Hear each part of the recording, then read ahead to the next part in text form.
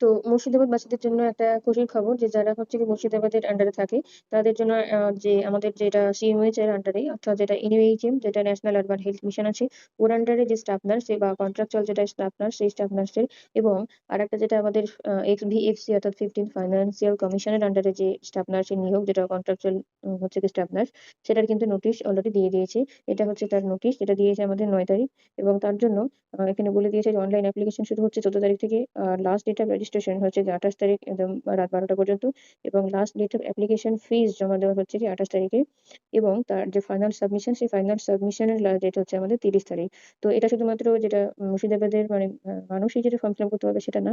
যেটা আমাদের 15 ফাইন্যান্স কমিশনের আন্ডারে যেটা স্টাফ নার্স আছে সেটা হচ্ছে শুধুমাত্র শুধুমাত্র মুর্শিদাবাদ নয়, বাকি হচ্ছে কি মালদা, নদিয়া এই ক্ষেত্রে মানে এরকম বিভিন্ন জেলা থেকে অ্যাপ্লাই করতে পারে।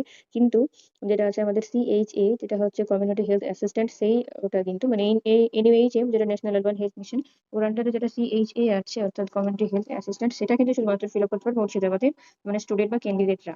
কিন্তু সিএইচএ ছাড়া যেটা আমাদের আছে 15 ফাইন্যান্স কমিশনের আন্ডারে এনইউএইচএম এর যেটা বলতে পারি আমরা স্টাফ নার্স সেই স্টাফ নার্সটা কিন্তু ফিল আপ করতে পারবে আমাদের মুর্শিদাবাদ সহ মালদা, নদিয়া এই সমস্ত বিভিন্ন জেলার ক্যান্ডিডেট।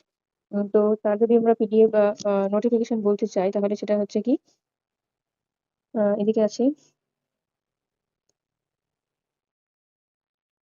যেটা বলছিলাম যে হচ্ছে কি এনইউএইচএম এর আন্ডারে যেটা স্টাফ নার্স সেটার হচ্ছে কি পোস্ট আছে আমাদের হচ্ছে কি 4টে। এবং তার মধ্যে যেটা প্লেস অফ পোস্টিং পোস্টিং হবে কোথায় আমাদের মুর্শিদাবাদ ডিস্ট্রিক্টের যেটা ইউপিএসসি সেই ইউপিএসসি তে আমাদের পোস্টিং হবে এবং তাদের হচ্ছে কি স্যালারি থাকবে 25,000। যেহেতু কন্ট্রাক্টুয়াল স্টাফ নার্স তাহলে সেক্ষেত্রে কিন্তু স্টাফ স্যালারি হবে 25,000। আর তাদের ম্যাক্সিমাম মানে এজ হচ্ছে কত ম্যাক্সিমাম থাকতে হবে 64। আর এডুকেশনাল কোয়ালিফিকেশন হচ্ছে কমপ্লিট জিএনএম রেজিস্ট্রেশন থাকতে হবে তাদের 3 বছরের বা বেশি হলে সেই বিএসসি রেজিস্ট্রেশন সার্টিফিকেট আর হচ্ছে কি 4 বছরের মার্কশিট। আর জিএনএম ক্ষেত্রে 3 বছরের মার্কশিট। আর তারপরে হচ্ছে কি নার্সিং কাউন্সিলের আন্ডারে রেজিস্ট্রেশন থাকতে হবে এবং তারপরে হচ্ছে কি তাদের লোকাল ল্যাঙ্গুয়েজ জানতে হবে। জব চার্ট হচ্ছে আমাদের এইটা।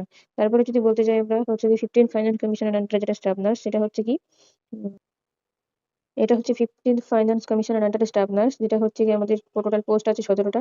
এবং তার মধ্যে হচ্ছে কি এখানে সেই পোস্টিং হয় মুর্শিদাবাদ ডিস্ট্রিক্টের আন্ডারে যেটা ইউপিএসসি সেই ইউপিএসসি গুলোতে। এরও স্যালারি 25,000। আর ম্যাক্সিমাম এজ হচ্ছে 64 বছর। এছাড়াও এডুকেশনাল কোয়ালিফিকেশন জব চার্টস তারপরে আরো যেটা আছে এই নোটিশ হচ্ছে এই যে চলে আসছে।